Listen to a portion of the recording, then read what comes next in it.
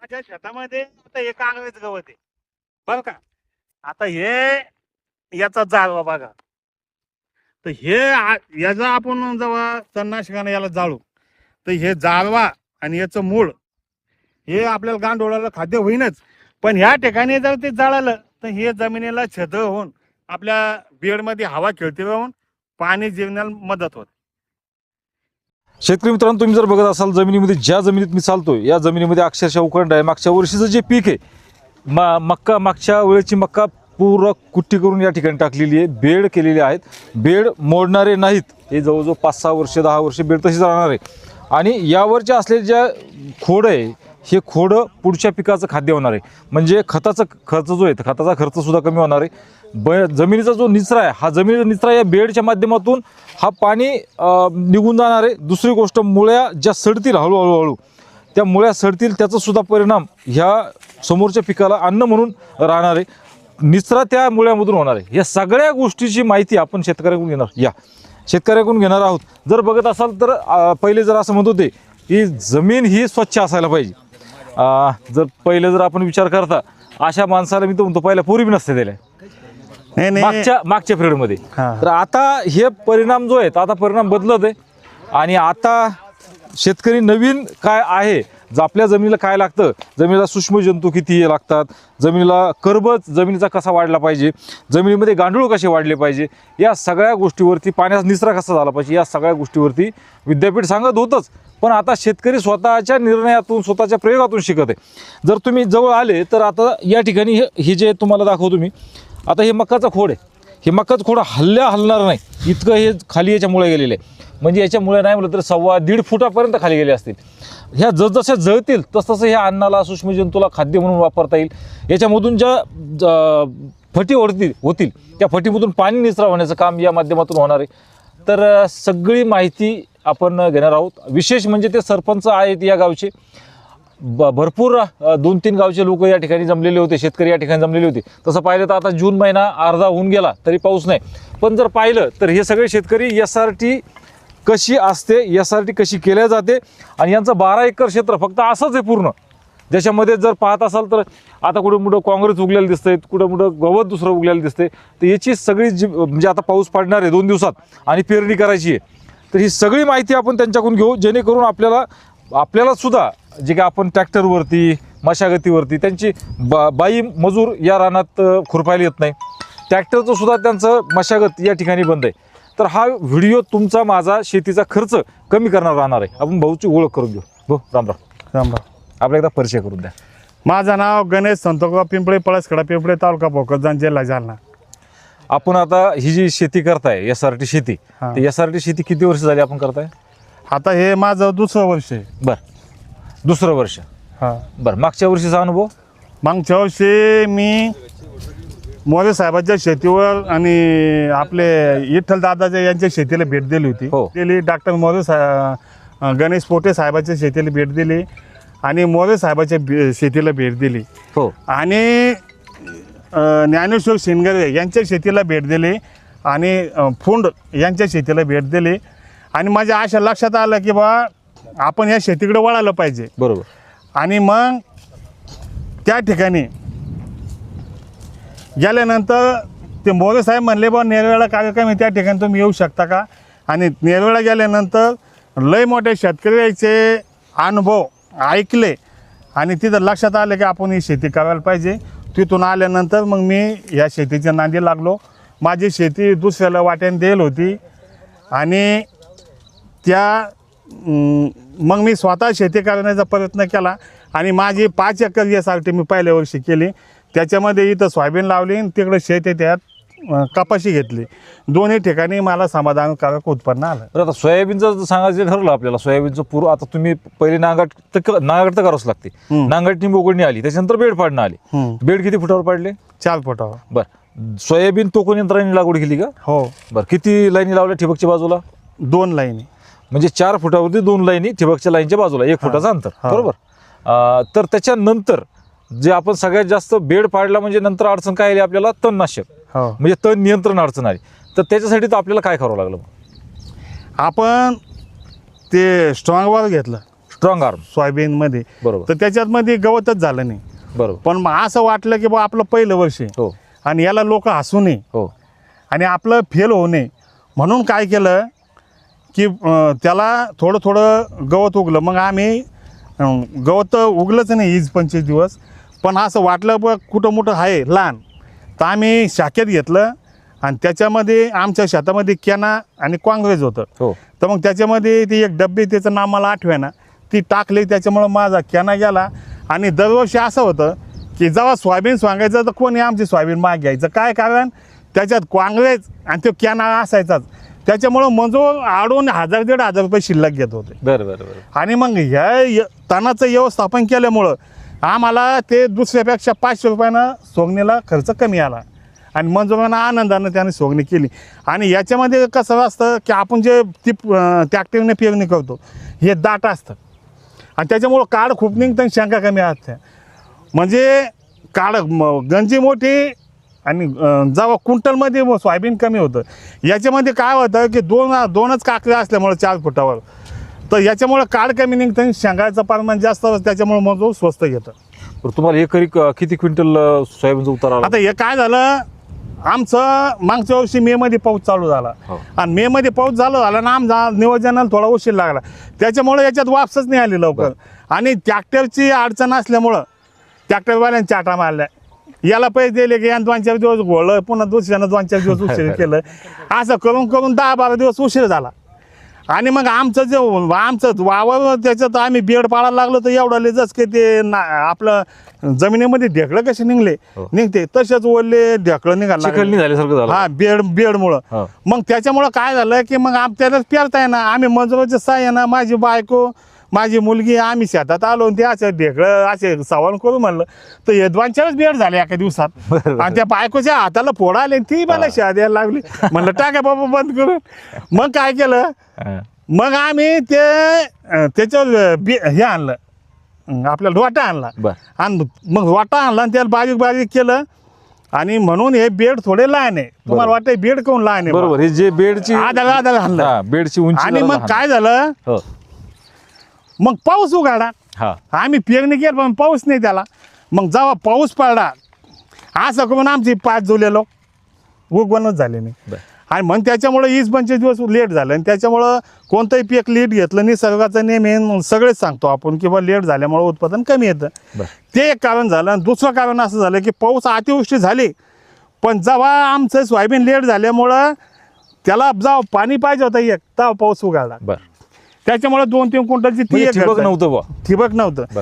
म्हणजे असं एकंदरीत आपल्याला हे सगळं संकटातून त्याला 10.5 क्विंटलचं उत्पादन. तरी पण आणि दरवर्षी माझं 8, 9, 7 असं आवरेज होतं. बरं, बी किती लागलं होतं तुम्हाला? मग बी मला फक्त एकरी 12 किलो बी लागलं. 12 किलो. म्हणजे एका जागेवर 2 दाणे नाही. आम्ही काय केलं की बा आम्ही मागच्या वर्षी त्याच्या अगोदर बी एकदा आमची चिबड जमीन आहे, आम्हाला यासाठी माहीत नव्हती पण आम्ही सोयाबीन बेडवर घेतली. तर मग आम्ही तिथं 3-4 बिया मी असं निरीक्षण केलं होतं. आणि मला शेतीचे करणं की मी व्हिडिओ जास्त पाहतो मी. तर मग काही त्या पश्चिम महाराष्ट्रात सांगलेले शेतकरी त्यानं 28 क्विंटल उत्पादन काढलं. मग ते बारकाईने मी त्याचे व्हिडिओ ऐकले. आणि मग त्यानं असं म्हणलं की बा एका ठिकाणी 3 दाणे 4 दाणे पडले पाहिजे. जर 4 दाणे पडले तर 3 उगण, 3 पडले तर 2 उगण आणि 2 तर पाहिजेच आपल्याला. बी तोडतं रान थोडंफार. बी तोडतं निरीक्षणाने ते असं आलं की तिचं एक झाड आहे आणि तिथं 2 किंवा 3 झाड आहे त्याला शेंगा जास्त राहते. 2ला 3ला. हा, म्हणून आपण 3-4 दाणे टाकले पाहिजे. म्हणजे एक तर तूट पडत नाही आणि कंपल्सरी आपले 2 झाडं राहते. त्याच्यामुळे आपल्याला शेंगाची संख्या जास्त भेटते. म्हणजे तुमच्या सोयाबीन खुरपणी शिवाय निघलं आणि त्याला तुम्हाला 10.5 आवरेज आलं एवढी सगळ्या संकटात जाऊ. बरं, त्याच्यानंतर आता सोयाबीनच्या नंतर तुम्ही सोयाबीन कापून घेतली, बुडं खाली राहिले. बरोबर. त्याच्यानंतर मग मकाची पेरणी केली का? लावणी. मका सोयाबीन काढली म्हणजे सोयाबीन आपली फुले संगम होते. आणि ते काय झालं, ती लेट झाली. बरोबर. मग आपली सोयाबीन मक्का ही दिवाळीनंतर म्हणजे दिवाळीच्या दिवशी आमची सोंगणी चालू होती. आणि मग आपण दिवाळीच्या नंतर लावलं.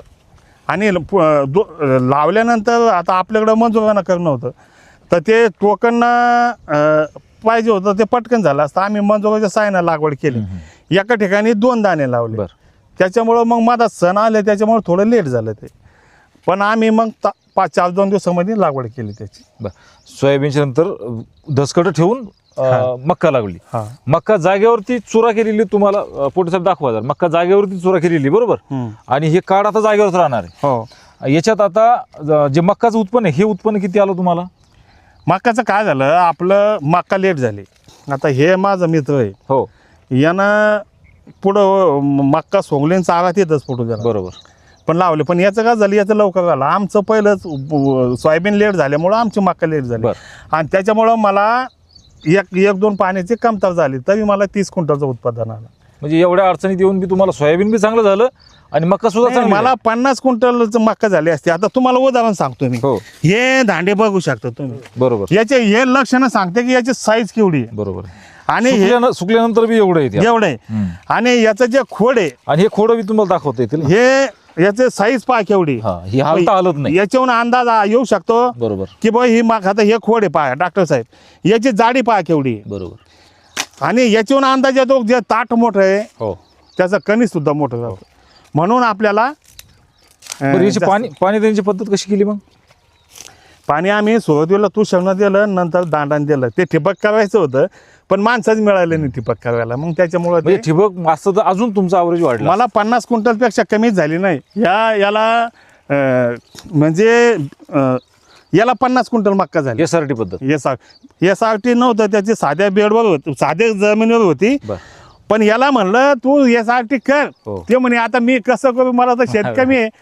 आणि म्हणलं, आणि तेव्हा पाऊस चालू होता, म्हणलं ते तू चारा व्हायला त्याला मजूर भेटत, म्हणलं तो चारा तिथंच टाक, म्हणे मक्का कमी होईल. म्हणलं मी बसले, मी त्याला हिंमत दिली बळजबरी खोटी, आणि त्यानं तसंच केलं, आणि मग त्या ठिकाणी मक्का लावली. तर याची मक्का त्याच्यामुळं चांगली झाली.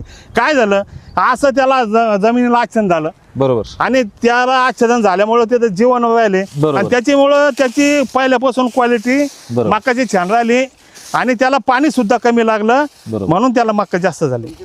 आता तुम्ही जर बघत असाल तर या ठिकाणी आजही पाहिलं तर जमीन मोकळी दिसते तुम्हाला, कारण या आच्छादनाच्या खाली जे सूक्ष्म जंतू काम करतात त्याचा हे परिणाम आहे की ज्याच्यामुळे खाली आता हे कुजण्याचं काम चालू झालं. जसं कुजत जाईल तसं त्या जमिनीच्या जंतूला बॅक्टेरियाला खायला मिळेल, आणि हे हळूहळू मक्काचं पीक हे खतामध्ये रूपांतर होतं इथे या ठिकाणी जाग्यावर, आणि याचा सेंद्रिय कर्ब वाढण्यामध्ये फार मदत होती. दुसरी गोष्ट, यांना आता बेडचं डागडुजी यावर्षी नाही करायची ना, नाही, पुढच्या वर्षी. तर याचा खर्च सुद्धा ट्रॅक्टरचा वाचला. म्हणजे आपण जे आता सध्या डिझेल टंचाईला आपण जे जरा संकट आहे आपल्याकडे, डिझेल नाही, ट्रॅक्टरला डिझेल आणावं लागते. पण आता जर पाहिलं तर यांना डिझेलची सुद्धा गरज नाही, म्हणजे ट्रॅक्टरची गरज नाही. जी रुटीनमध्ये त्यांचं हा काही न करता, आता याला नुसतं ते पाऊस पडला की याच्यावरती टोकन यंत्राच्या साहाय्याने आता पेरणी करणार. आणि मक्काच्या नंतर काय लावणार होतं मला मी पुढे जाऊन एक गोष्ट सांगतो का, आपले जे शेतकरी आहे यायची जे झाडणार ते बेड केले आपण, मग आपल्याला मेहनत करायची नाही बा, आणि मग येतं बेड कडक होईल. असं सगळे शेतकरी जवळ 90%. आता तुम्ही पाहू शकता, आता माझं बोट आहे हे, तुम्ही हे पहा, हा बरोबर, हे जमीन हलकी आहे तर तुम्हाला खडे दिसते, हे खडे दिसते तुम्हाला, बरोबर. तर हे असं बोटानं जातं. आता बोट जर याच्यात जात असेल तर ते आपलं टोकन सहज जाणार आहे ना, बरोबर. मग जमीन कडक झाली काही, कडक झाली नाही जमीन. आणि मग तसं पाहिलं तर पहिलेच वर्ष. आता त्या समजा पोटे साहेब असतील, आपले वैद्य साहेब असतील, यायच्या 5-5 वर्ष झाले ना, बरोबर, यायची जमीन तर पोकळच आहे. आणि त्यांचं सेंद्रिय कर्ब 1% पोटे साहेबाचं 1% वरती आहे, आणि वैद्य साहेब जवळपास 1.5% वरती आहे. म्हणजे हे सुद्धा फरक आपण पाहायला पाहिजे. तर भाऊंचे जे अनुभव आहेत, भाऊंचा अनुभव पाहून तुम्हाला काय वाटतं नक्कीच कमेंटमध्ये. पुन्हा मला एक गोष्ट अशी सांगायची आहे की बा, आपल्याला जे आता मोदी साहेबांनी जे सांगितलं आपल्या पंतप्रधानांना की बा डिझेल कमी वापरा, खत कमी वापरा, सेंद्रिय शेतीकडे जा. बापा नुसतं तुम्ही बोलू नका, विद्यापीठ आहे आपल्याकडं, त्याला आता आपण जे SRT शेती करतो शेतकरी, त्याच्या खर्चानं या मातीची तपासणी करा. आणि आपलं आता याला मला डिझेल लागलं नाही, 0 लिटर डिझेल याला, की असं वरून शासनानं कळवायला पाहिजे शेतकऱ्याला. आणि आपले मंत्री असं कृषी मंत्री जे राज्यकर्ते ये ना, याच्याकडे लक्ष द्यायला पाहिजे, तर त्याच्याकडे ते दुर्लक्ष करतात. विना नांगरणीची शेती, SRT तंत्र म्हणजे नांगरणी बंद, त्यानंतर मोगडणी बंद, रोटा बंद, आणि जमिनीची जी बॅक्टेरिया जीवजंतूची ज्या कॉलन्या असतील जे त्यांचं जडणघडण आहे ते तसे जागेवर ठेवायची आणि त्यांना आच्छादन असतं खायला असतं ते वाढतात आणि त्यानंतर जमीन सुपीक बनते. जे शेतीचा कर्ब हा जवळपास 1% पुढे जर गेला तर तुम्हाला खत टाकायची शून्य गरज पडते. म्हणजे एवढा त्याचा फायदा आपण जाणून घ्यायला पाहिजे. नक्कीच भाऊचा अनुभव हे जे पूर्ण गावात आता किती शेतकरी करायला लागले अंदाजन? आता आमच्या गावामध्ये मी मोजले शेतकरी तर ते 110 भरले. 110 भरले. विशेष करून स्वतः सरपंच आहे आणि सरपंचाचा एखादा प्रयोग जर फसला तर त्याच्या मागं त्याचं वोटिंग सुद्धा जात असतं. पण त्यांनी ते सुद्धा त्याला माहिती की माझं हे सक्सेस झालेलं आहे, शेतकरी सक्सेस होईल म्हणून त्यांनी ती सुद्धा खबर नाही. माझा त्याच्या पाठीमागे एक स्वार्थ आहे की बा जर हे 110 शेतकरी हे कते फसू द्यायचे नाही. बरोबर. त्याच्या तुम्हाला जे बोलवलं आम्ही वैद्य साहेबाला, डॉक्टर साहेबाला, हे सोळंके साहेबाला, हे पाटील साहेब असन की हे तुमची माहिती त्याचे लोक जा आणि ते फसू नये, त्याचं उत्पन्न चांगलं व्हावं, त्याचा बी फायदा आहे. मग ऑलरेडी भाव येणार नाही. आणि दुसरी गोष्ट जर बाई खुरपायलाच येत नाही शेतामध्ये तर ते बाईचं मतदान तर पक्क झालं ना आपलं. अहो ते तर मी काय सांगू राहिलो की बा आता मतदान आपोआप होतं त्याला. हा मग नाही मतदानाचा विषय नाही ते हा विषय आपला ह्यो विषय आपल्याला चालला. पण विषय असा आहे की बा आपल्या बाया लक्ष्मी, आपले कोणतेही शेतकऱ्याचे लक्ष्मी असो, ते कोणत्याही जातीचे असो, ते SC असन, मुस्लिम असन, OBC असन किंवा मराठा असन, ही आपण शेतकरी एकाच समजलं पाहिजे. जाती आपल्या नंतर आपल्याला जेव्हा लग्न करायचे तेव्हा जातीचा विषय जाऊ, पण आपण शेतकरी म्हणून ते समजलं. काय झालं आपले शेतकऱ्याच्या लक्ष्म्या कामं करू त्या वाढल्या. बरोबर. त्या फक्त साडी घातली म्हणून लक्ष्मी दिसते, नाही तर त्याचा अर्धा अंग कमी झालं, त्या 30-35 किलो झाल्या. आणि ज्या 50-60-70 किलो आहे त्याचं रक्त कमी झालं म्हणून त्या सुजल्या. आणि काय झालं की आपलं काय होतं नुसतं शेतीला खतावर खर्च, बियावर खर्च, औषध. आता आपण म्हणतच नाही बा आपल्या लक्ष्मीची तब्येतीला काय झालं बा की बा हिचं रक्त कमी पडलं का हिचं बीपी लो झाला, आपलं त्याच्यावर लक्षच नाही. आपलं आण खत, आण औषध, आण बियाणं ते झाडाला काय कमी पडले पाहिलं नाही. आणि आपली बायको जर गेली तर बायको भेटत नाही. मग एक गेली तर मला माहिती आहे बायकोची किंमत. तर मी माझं शेतकऱ्याला असं म्हणणं आहे बाबा त्याच्या सुखासाठी तर तुम्ही यासाठी करा. आणि दुसरी गोष्ट अशी आहे की शेतकऱ्याच्या पोराला पोरी भेटे ना की आता समजा मी शेतकरी आहे, मला माहीत आहे की बाबा याच्यात तर लय परेशानी आहे. आणि निंदायला कापूस असाल तर याचाच लागणार आहे. पण हे बाकीचे जे भानगडे लागवड हे ते तर आपल्याला कोणाला वाटतं की आपली पोरगी नोकरीवाल्याला द्या बा, कंपनीवाल्याला द्या बा, कोण वाटू राहिलं इथं लय कष्ट आहे म्हणून. आपण जर शेती पैसा कमी होतो या गोष्टीमध्ये दोन्ही वाढायला लागलं. पुन्हा सगळ्याला माहिती यायची लय दही नाही, वरून ढवळे कपडे, आतून सगळं पोकळ आहे, त्याच्यामुळे ते देत नाही. आणि आपण जर यासाठी शेती केली तर आपला खर्च कमी होईल, उत्पादन वाढन आणि लोकांना माहीत होईल की बा याच्यात मेहनत कमी आहे. म्हणून आपल्या शेतकऱ्याच्या मुलाला आपणच मुली देऊ असं मला वाटतं. नक्कीच. हे जे आता हे उपटलेलंच होतं, हे जे खरं याचं जे खाद्य हे बॅक्टेरियाला गंडोळाला मिळणार हे सुद्धा हळूहळू कुजत जाणार आणि याचं सुद्धा हे सूक्ष्म जे दिसतात आपल्याला या सगळ्याचं खाद्य या बॅक्टेरियाला गंडोळाला मिळणार, जमीन सुपीक होणार, सेंद्रिय कर्ब वाढणार. हे सोपं तंत्र आहे. हे फार काही आता आम्हाला समजलं म्हणजे ते काय सोपंच आहे ना, असं काही अवघड नाही. आणि या गावातून बऱ्यापैकी शेतकरी यावर्षी करणार आहेत. आणि ह्या व्हिडिओच्या माध्यमातून अजून शेतकऱ्यांना या ठिकाणी या बघा, त्यांचा पत्ता दिलेला आहे. भाऊ एकदा आपलं नाव, गाव आणि मोबाईल नंबर नक्की. मला एक त्याच्या अगोदर एक गोष्ट सांगू द्या की आमच्या गावामध्ये झाले आता 15 दिवस खूप मोठा पाऊस पडला. एवढा मोठा पडला की बागाशीमध्ये पाणी अडवलं गेलं. आता हे आमचे देऊन कट्टे सिमेंट बांधावे, हे वरचा बांधावा भरून खालच्या बांधाव्यात पाणी, म्हणजे एवढा पाऊस पडला.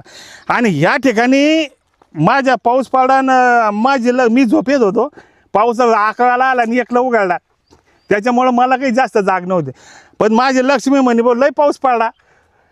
पण मग मी शेतात आलो आणि दुसऱ्याला फोन लावले घरी येऊनच की म्हणे ते लय पाऊस पडा, पाणी तुंबलं म्हणजे शेतात येत.